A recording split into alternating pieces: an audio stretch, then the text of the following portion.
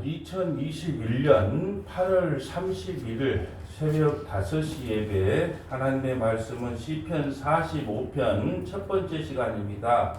시편을 순서대로 살피고 있는데요. 오늘은 시편 45편 첫 번째 시간으로 1절 2절을 합독합니다. 내 마음이 좋은 말로 왕을 위하여 지은 것을 말하리니 내 혀는 글솜씨가 뛰어난 서기관의 붓글 같도다. 왕은 사람보다 아름다워 은혜를 입술에 머금으니 그러므로 하나님이 왕에게 영원한 복을 주시도다. 아멘. 할렐루야.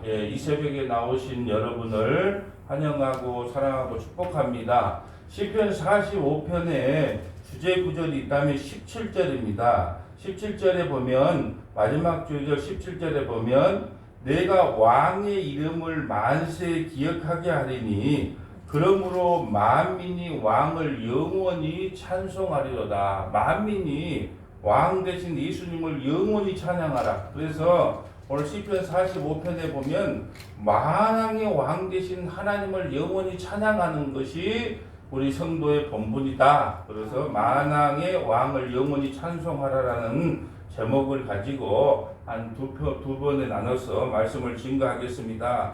시편 45편에 보면은 그 세 왕이 나와요. 세 왕이 나오는데 한 왕인데 세 가지 일을 하는 거죠. 첫 번째는 은혜의 왕으로 등장을 합니다. 처음에 등장하는 분은 은혜의 왕으로 등장하고요. 두 번째는 심판의 왕으로 등장을 합니다. 심판의 왕. 세 번째는 결혼하는 왕으로 등장을 해요. 결혼하는. 우리가 결혼이라고 하는 것은 그리스도와 신부의 연합, 다시 말해 예수님과 교회가 하나가 되는 것을 결혼이라고 하죠. 그래서 오늘 시편 45편에 보면 세 가지 일을 행하시는 왕인데 은혜의 왕으로도 오시고 심판의 왕으로도 오시고 결혼하는 왕으로도 오신다. 우리가 표제 구절에 보면 마스기를 사랑의 노래, 이 마스기라고 하는 것은 교훈이라는 것을 계속 말씀드렸고요.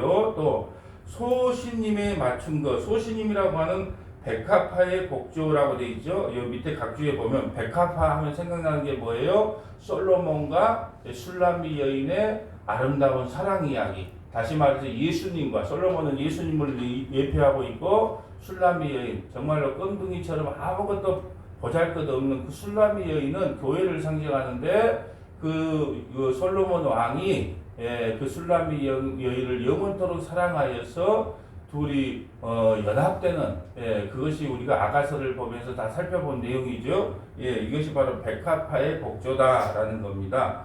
자, 45편 1절에 보면 내 마음이 좋은 말로 왕을 위하여 지은 것을 말하리니 내 혀는 글솜씨가 뛰어난 서기관의 붓글과 같도다. 자, 왕의 왕을 찬송하는데 왕을 위하여 지은 시를 말하는데 서기관의 붓글 같다 그래요. 여러분, 서기관, 이때 당시 서기관들은요 아주 문필가며 문학가 작가들이란 말이에요. 아주 문장 솜씨가 뛰어난 사람들이 서기관인데 이 오늘 그 고라자손이 글을 쓰면서 이렇게 말합니다.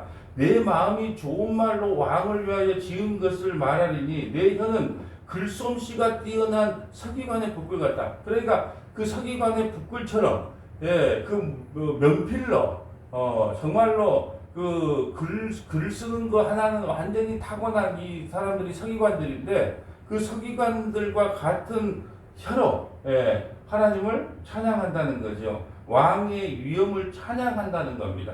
그러면서 2절에 보면 왕은 사람들보다 아름다워 은혜를 입술에 머금으니 그러므로 하나님이 왕에게 영원한 복을 주시도다. 하나님께서 왕에게 영원한 복을 주셨다는 겁니다.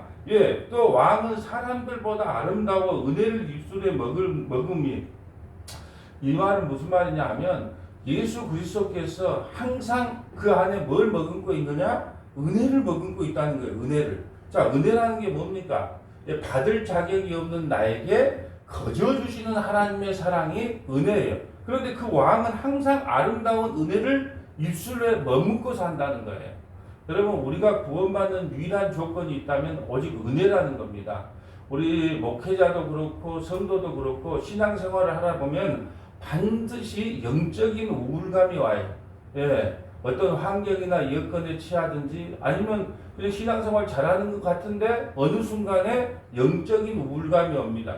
그래서 제가 그 나중에는 영적인 우울감이 어디서 오며 그걸 해결하는 방법이 뭔가 제가 책을 하나 쓰고 싶어요. 성도는요 그 누구를 따지지 그 누구를 막론하고 반드시 신앙생활을 하다 보면 영적인 우울감이 찾아올 때가 있다는 거죠. 예, 저도 어떤 현상인지도 모르지만 이 영적인 우울감이 찾아와서 이 영적인 우울감을 어떻게 해결을 할까, 어떻게 이겨낼까. 여러분 엘리야도 영적인 우울감이 왔었고요. 베드로도 영적인 우울감이 왔고 사도 바울도 영적인 우울감이 왔어요. 이 영적인 우울감이라는 건 나쁜 것이 아니고 왜 하나님께서 우리에게 가끔 영적인 우울감을 주시냐? 다 이유가 있어요. 그것은 늘 의지하지 말고 하나님만 전적으로 의지하라고 우리에게 영적인 우울감들을 가끔씩 허락하신다는 거죠.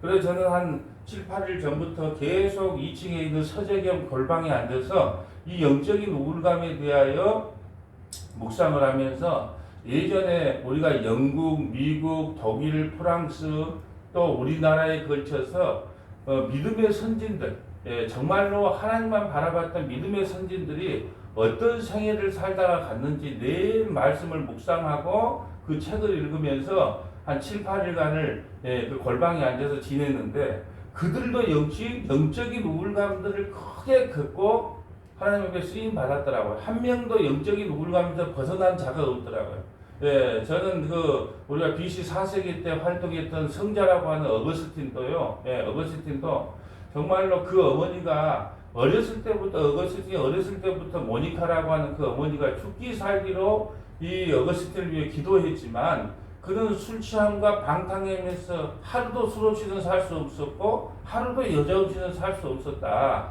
예, 그것이 어거스틴의 고백이었어요. 그리고 결혼도 하지 않았는데 여자를 데리고 와서 아들까지 넣고 또 이 이교도에 빠져서 이방 종교에 빠져서 한참 방황하고 헤매이고 그런 방황과 이 영적인 우울감을 겪었더라는 거죠.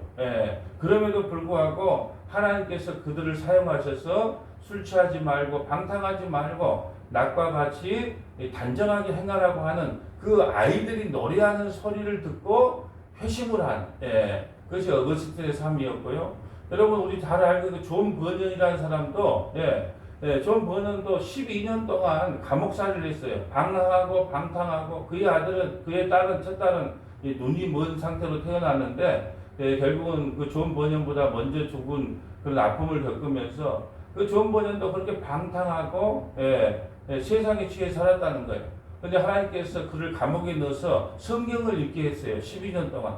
그리고 성경을 12년 동안 감옥에서 할 일이 없으니까 성경을 읽고 나와서 쓴 것이 바로 철로 역경이라고 하는 성경 다음으로 많이 팔린 책을 쓰게 했다는 거죠. 그래서 하나님께서 그 감옥 안에서 존 버전을 회심해서 쓰게 했고 여러분 감리교의 창시자 요한 웨슬레를 알 거예요. 요한 웨슬레도 정말 하나님 앞에 큰 쓰임 받았던 목회자인데 그래서 감리교를 창시했잖아요. 그런데 그에게는 아내가 있었어요. 그의 아내는 교회에 나오기는 셀로간에 마차를 타고 전국으로 순회할 때마다 그 마차를 검색했어요. 지금은 보면 차를 검색한 거죠. 왜? 의부증이 있어가지고 차를 검색했어요. 교회는 나오지 않고. 그리고 늘 웨슬리가 전도 집회를 끝나고 오면 자기 집에서 그 머리카락을 잡고 막 흔들었다는 거예요. 실제로 부목사격인 비석격인 그분이 뭐 소리가 나서 들어가 보면 한 묶음씩 웨슬리 목사의 그 머리가 한 묶음씩 빠져 있었다는 거죠. 그런데 그 웨슬리의 아내가 웨슬리보다 10년 일찍 죽었는데 그럴 때 죽을 때 대성 통곡을 하더라는 거예요. 왜 우냐? 하나님께서 나에게 이렇게 가시를 붙여줘서 내가 교만하지 않았는데 이제 내 가시가 없어져서 내가 교만할까봐 슬퍼서 운다고 요한 웨슬리가 말했습니다. 그럴 때 나는 참 감사했어요. 그래서 우리 사모는 힘들면 그만둬라 그러지 머리책을 자꾸 흔들지는 않아서 참 좋은 아내구나 이렇게 생각을 했습니다. 이와 같이 하나님께서는 늘 가시를 붙여줬다는 거죠. 우리가 잘 알던 루터 알 겁니다. 종교개혁의 창시자, 종교를 개혁했던 창시자가 루터인데 이번 카톨릭 신자였단 사제였단 말이에요. 루터는. 그런데 카톨릭이 왜 잘못됐는가 95개의 방방문을 적어서 대자보를 붙였어요. 그러니까 그때는 황제부든 뭐 로마 황제든 그 나라의 황제가 되든 국왕이 되든 얼마나 많은 사람들이 그 루터를 못 잡아먹어서 안달을 했단 말이에요. 그래서 체포조가 늘 그를 대기하고 있었단 말이에요. 그래서 두렵고 떨려서 늘 가슴을 조이면서요, 막 환상을 보면서 막 귀신이 쫓아오고 마귀가 쫓아오는 그 두려움 속에서요 늘 살았다는 거예요. 그래서 옷장만 열어도 마귀가 튀어나오는 것 같고 늘 그 두려움에 사로잡혀서 덜덜덜덜 집에서 숨어 있을 때 그의 아내가 상복을 입고 나왔다는 거예요. 상복을 입고 나와서 보니까 루터가 누가 죽었습니까? 그러니까 예, 누가 죽었습니다. 누가 죽었나요? 당신이 그렇게 찾고 구하던 하나님이 죽었기 때문에 내가 이렇게 흰 까만 이렇게 그 상복을 입었습니다. 예. 왜 당신은 살아있는 하나님 앞에 그렇게 두려워하고 떱니까? 하나님이 계시는데 당신의 하나님은 죽었습니까? 왜 당신은 그렇게 그 두려움에서 벗어나지 못합니까? 하고 루터의 그 아내가 그 상복을 입은 사건을 통하여 다시 마음을 고쳐먹었다는 거죠. 우리 장로교회 창시자는 누굽니까? 예, 칼빈이에요. 예, 장로교회를 시작한 사람이 칼빈이란 말이에요. 예, 그 칼빈은 별명이 뭐였냐? 예, 움직이는 종합병원이었어요. 안 아픈 것이 없어요. 안 아픈 것이 없어. 관절염에, 신장염에, 예? 우울증에, 안 걸리는 병이 없단 말이에요. 예, 그런 삶을 살면서도 하나님의 일을 감당했다는 거죠. 저는 또 한국 사람이니까 주기철 목사님은 생애를 어떻게 살았는가 책을 보면서 일제시대 때 모든 사람이 다 신사참배를 해라. 그런데 주기철 목사님은 그것은 10계명, 1계명과 2계명을 어기는 거기 때문에 나는 거기에 동조할 수 없다. 그리고 믿음의 권속들에게도 내가 그걸 하라고 강요할 수 없다. 그로 인해서 심한 일제의 억고를 치르고 결국은 뼈다귀만 남는 상태에서 그 자리에서 순교를 하셨지만 자기 사명을 절대 타협하지 않았던 인생을 살았다는 거죠. 또 이방의 여자라는 게 있어요. 이방의 여자라는 것은 여자는 결혼하지 않았는데 아주 좋은 학교를 나와서 그 편을 잡고 신앙생활을 했는데 끝까지 결혼하지 아니하고 얼굴도 미인이라고 나와요. 근데 배운 것도 많고 끝까지 결혼하지 않고 가난한 이웃에게 자기의 남은 옷까지도 다 나눠주고 마지막에 유일하게 기도 제목이 있었다면 타락한 아버지가 다시 회개하고 돌아오기만을 기도하고 아버지 먼저 세상을 떠났을 때 아버지의 손을 붙잡고 아버지 마지막으로 내 소원이 있는데 예수 믿고 구원 받으세요. 그 말을 남기고 돌아가셨다는 거죠. 그래서 내가 이방이라고 하는 그 책과 이렇게 유튜브에 나온 것 하나는 우리 딸에게 보내줬어요. 딸을 볼란가 모르게 읽지도 않고 보지도 않겠지만은 그래도 아비의 마음이니까 너도 이런 인생을 살아줬으면 좋겠다는 애비의 심정으로 보낸다 하고 보내줬고 우리 밴드에는 또 주기철 목사님 책을 보낼 수는 없으니까 그분의 생애를 잠깐 보냈는데요. 여러분 믿음의 선진들이 그 고통 가운데에서도 세 가지 공통점을 저는 찾아냈어요. 이분들이 어떤 삶을 살았는가 이 세 가지 공통점을 아직도 다 읽지는 않았습니다. 아직도 이번 주 내내 읽을 거지만 읽을 것이 많지만은 그분들이 지금까지 읽으면서 저는 압축 요약을 잘하는 사람이에요. 세 가지를 찾아내는데 그분들이 영적 우울감에서 이겨낸 다 영적인 우울감을 겪었습니다. 그런데 거기에서 이겨낸 세 가지 원칙이 있었는데 첫째는 뭐냐? 세상을 사랑하지 않았다는 거예요.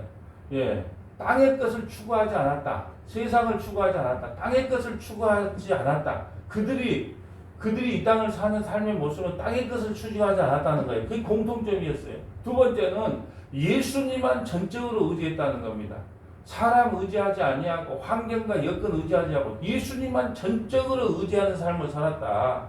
세 번째, 영적인 우울감을 어떻게 이겨냈냐? 말씀과 기도에 더욱 집중함으로 그 영적인 우울감에서 탈피할 수 있었다. 그래서 우리가 이 땅을 살아가다 보면 반드시 신앙생활할 때 영적 우울감이 찾아올 때 여러분이 영적 우울감을 이기는 방법은 뭐냐? 땅의 것을 사랑하지 말라는 거예요. 이 땅의 것은 언젠가 없어진다는, 곧 없어지고 곧 사라진다는 겁니다. 그런데 그 허상인 땅을 추구하라고 마귀는 자꾸 우리에게 속삭입니다. 잘 먹고 잘 살아. 예, 예수 믿으면 잘 먹고 잘 살아야 덕이 되는 거 아니냐. 그래야 전도도 잘 되고 더 너를 더 존경하고 더 우러러볼 게 아니냐. 마귀 새끼는 늘 그렇게 우리에게 속삭이는 거예요. 땅의 것을 사랑하라고, 땅을 추구하라고, 세상에 명예를 찾으라고, 예수 믿는 사람이 어떻게 사는지를 한번 보여주라고, 그렇게 땅을 추구하게끔 살게 한다는 거예요. 그러나 믿음의 선진들은요, 주님만 봤던 믿음의 선진들은 땅을 보지 않았다는 거예요. 세상을 보지 않았다는 겁니다. 두 번째는요, 예수님만 의지했다는 거예요. 예수님만 의지했다. 본인이 인생을 살아가면서 별로문 걸 다 경험했을 거 아니에요. 그렇지만 결국은 내가 의지하고 나갈 분은 예수님 한 분뿐이다. 예, 믿음의 선진들은요, 오직 예수님만 붙잡고 살았어요. 주님 살려주세요. 주님 이 고난을 이길 수 있는 은혜를 주시고 자비를 주시고 공의를 베풀어 주려고 예수님만을 의지하며 이 땅을 살았다는 거예요. 세 번째는 우리가 가장 잘하는 거예요. 말씀과 기도 외에는 이 우울증에서 벗어날 길이 없습니다. 그래서 더욱더 말씀을 읽고 말씀 안으로 들어와야 되고, 또 우리가 영적인 우울감을 벗어나기 위해서는 하나님과 수시로 기도할 수밖에 없다. 그래서 내가 어제는 참 자기 전에 하나님 앞에 참 많은 기도를 하고, 또 그 우리 믿음의 선진들의 책을 읽고, 또 이렇게 묵상을 하고 기도를 하면서 참으로 많은 눈물이 나왔어요. 과연 우리가 이 땅을 살아간다고 하는, 신앙생활 한다는 우리의 영적인 각성이 무엇인가? 우리는 영적인 지금 회개와 영적인 각성을 제대로 하고 있는가? 나는 서문화교회에 이 말씀을 제대로 선포하고 있는가? 하고 하는 그 내 스스로의 회개와 영적인 대각성이 그 믿음의 선진들을 보면서 그동안 다 읽었던 거지만 예, 나에게 영적인 우울감이 오기 전에 읽었던 거하고 나에게 영적인 우울감이 와서 읽었던 것은요, 하늘과 땅 차이더라고요. 그래서 하나님께서는 때로는 우리에게 영적인 우울감을 줍니다. 여러분, 영적인 우울감이 왔을 때 성경을 한번 읽어보세요. 영적인 우울감이 왔을 때 기도를 해보세요. 하나님이 주신 감동이 틀려요. 왜냐 그러면 보세요. 우리 시대는 너무 살기 좋고 편하기 때문에 하나님을 구하거나 찾지를 않아요. 그렇지만은 우리가 지금 텔레반의 그 시야에 있었다, 아프간에 있었다. 그럼 어떤 심정이 들까요? 빨리 여기서 벗어나야 되겠다. 빨리 여기서 탈출해야 되겠다. 오직 바람이 그게 아니겠어요? 예. 만약에 이 세상이 대한민국이 아프간 같은 곳이면 어떻게 하겠어요? 내가 빨리 탈출해서 하나님 나라로 가야 되겠다. 내가 이 땅에 뿌리를 내리고 살아서는 안 되겠구나. 그런 생각을 할 거 아니겠습니까? 우리가 하나님 앞에 새벽에 나와 예배한다는 것, 또 기도한다는 것, 또 오늘 영상을 촬영해서 이 말씀을 듣는다는 것, 이것 자체가 하나님 앞에 얼마나 감사하고 기뻐할 일인지 모른다는 거예요. 오늘 본문 2절에 보면 왕은 사람들보다 아름다워 은혜를 입술에 머물구며, 우리가 구원받을 수 있는 은혜가 이거예요. 예수님께서 아름다운 은혜를 늘 입술에 머금고 있기 때문에 우리가 구원을 받는 거예요. 그러므로 하나님의 왕에게 영원히 복을 주시도다. 이제 하나님이 왕에게 영원히 복을 주시는 것은 그 왕이 아름다운 은혜를 품고 있기 때문이다라는 겁니다. 그러면 그 왕은 이 땅에 왜 오셨는가? 자, 마태복음 20장 28절 봅니다. 마태복음 20장 28절. 마태복음 20장 28절 봅니다. 그 은혜로운 왕은 왜 오셨는가? 인자가 온 것은 섬김을 받으려 함이 아니라 도리어 섬기려 하고 자기 목숨을 많은 사람의 대속물로 주려 하려 합니다. 여러분, 예수님이 이 땅에 왜 오셨다고요? 섬김을 받기 위해서 아니고 섬기려 하셨는데 어디까지 섬기냐? 자기 목숨을 십자가의 대속물로 줄 만큼 섬기러 오셨다는 거예요. 그럼 예수님이 이런 삶을 살았기 때문에 우리는 예수님이 살았다는 그 삶의 발자취를 따라가는 그리스도인이란 말이죠. 그래서 우리도 이 자기 목숨을 많은 사람의 대속물로 줄 만큼 섬김의 삶을 살아가야 되는 것이 성도들의 마땅한 본분이라는 겁니다. 그러면 마가복음 2장 17절도 한번 가볼까요? 마가복음 2장 17절. 마가복음 2장 17절. 뭐가 은혜인지 마가복음 2장 17절 봅니다. 마가복음 2장 17절. 마가복음 2장 17절 봅니다. 예수께서 들으시고 그들에게 이르시되 건강한 자에게는 의사가 쓸데없고 병든 자에게야 쓸데있느니라.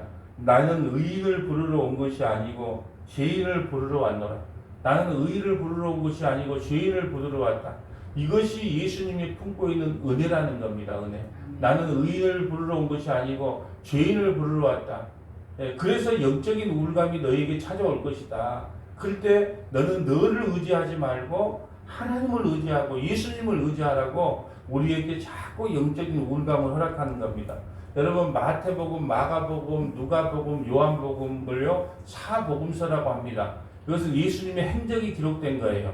예수님이요 이 사복음서로 왔는데 우리가 에스겔서나 요한계시록을 나중에 우리가 성경을 한번 살펴보겠지만 요한계시록이나 에스겔에 보면은 예수님의 이 형상을 볼 때 네 가지 형상으로 보인다 그래요. 사자의 형상, 송아지의 형상, 사람의 형상, 독수리의 형상으로 보입니다. 이게 바로 마태복음, 마가복음, 누가복음, 요한복음을 기록한 예수님이 오신 목적이 그대로 그 형상 속에 다 기록되어 있어요. 첫째 마태복음은요 유대인을 위한 복음이에요. 그래서 사자의 복음이라 그래요. 그래서 마태복음은 무슨 복음? 사자복음. 예수님 유대인들. 그래서 아브라함과 다윗의 자손 예수 그리스도의 계보라 그래요. 왜요? 유대인들은 이 말을 들으면 금방 알거든요. 다윗의 혈통, 다윗의 사자로 오신 예수님. 그것이 바로 마태복음을 기록한 목적이란 말이에요. 그럼 마가복음은 뭘까요? 종으로 오신 모습. 종으로 오신 모습. 그래서 족보가 없어요. 종에게 족보가 있어요? 없어요? 종에게 족보가 없기 때문에 족보 없이 바로 시작합니다. 이거 송아지 복음이라 그래요. 예. 종으로 오셨다. 예수님은 이 땅에 뭘로 오셨다? 왕으로 오셨다. 마태복음은 왕으로 오셨다. 그러면 누가 마가복음은요? 송아지처럼 종으로 송아지가 하는 일이 뭐예요? 늘 어깨에다가 무거운 짐을 지고 가는 이 종으로 오셨다는 것을 보여주는 것이 마가복음이에요. 그래서 족보가 없어요. 그래서 송아지 복음이라 그러고 누가복음은요? 이방인들을 위한 복음이에요. 이방인들을 위한. 그래서 이방인들을 위한 복음, 사람의 아들로 오셨다는 거예요. 인자로 오셨다. 이방인들을 구원하기 위해 오셨다. 이방인의 복음이 바로 기록된 것이 누가복음이에요. 그래서 사람의 형상을 갖고 오셨다는 거예요. 여러분 왜 인자라는 뜻이 뭔 줄 아세요? 소속은 하나님의 나라인데 이 땅에서 하나님의 나라를 이야기하는 것. 이 땅에 살고 있지만 하나님 나라를 이야기하는 자를 인자라 그래요. 우리도 인자예요. 인자. 예수님은 인자가 아니고 우리도 인자인데 비록 이 땅에 발붙이고 살지만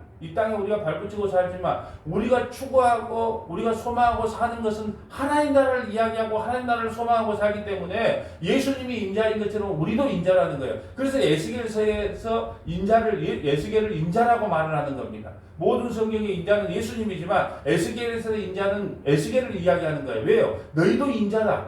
에스겔이 어떤 삶을 살았는데요?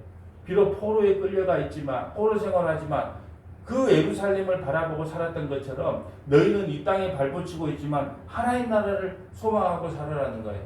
만약에 그 은혜를 모르는 자는 어떻게 되냐? 어떻게 되냐? 은혜를 거부한 자는 어떻게 되냐? 고린도전서 2장 12절 봅니다. 고린도전서 2장 12절. 그 은혜를 모르는 사람은 이 고린도전서 2장 12절. 고린도전서 2장 12절입니다. 고린도전서 2장 12절. 내가 이것을 말하거니와 자 고린도전서 2장 12절입니다. 고린도전서 2장 12절. 우리가 세상의 영을 받지 아니하고 오직 하나님으로부터 온 영을 받았으니 이는 우리로 하여금 하나님께서 우리에게 은혜로 주신 것들을 알게 하려 하심이라. 우리가 세상의 영을 받지 아니하고 오직 하나님으로부터 온 영, 뭘 받았어요? 성령을 받았으므로 이는 우리로 하여금 하나님께서 우리에게 은혜로 주신 것들을 알게 하려 하십니다. 그래서 은혜를 거부하는 자는 어떻게 받느냐? 영원한 하나님의 심판을 받아요. 여러분 다시 말씀드리지만 우리가 죄를 짓기 때문에 지옥에 가는 것이 아니에요. 죄를 짓기 때문에 지옥 가는 게 아닙니다. 그 죄를 회개하지 않음으로 지옥 가는 거예요. 우리는 그렇습니다. 죄를 지으면 지옥 간다고 생각해요. 아니요. 누구나 죄를 짓습니다. 그런데 성령이 임해서 은혜가 무엇인지를 아는 사람만이 그 죄에 대한 회개가 일어나는 거예요. 그래서 여러분 회개를 하지 않기 때문에 지옥 가는 것이, 죄를 지었기 때문에 지옥 가는 것이 아니다. 그 죄를 지었다 할지라도 그 죄에 대한 회개가 없기 때문에 지옥을 간다. 이런 자를 뭐냐? 은혜를 거부하는 자다. 회개하지 않는 자는 은혜를 거부하는 자예요. 그래서 여러분 성경에 그런 게 나오잖아요. 바리새인들, 서기관들, 자기가 의롭다고 하는 사람들은요, 하나님의 은혜를 거부하고 회개를 하지 않아요. 그래서 그들이 지옥 가는 겁니다.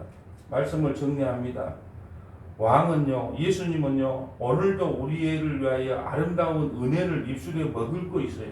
그 은혜 없이는 단 하루도 살 수 없습니다.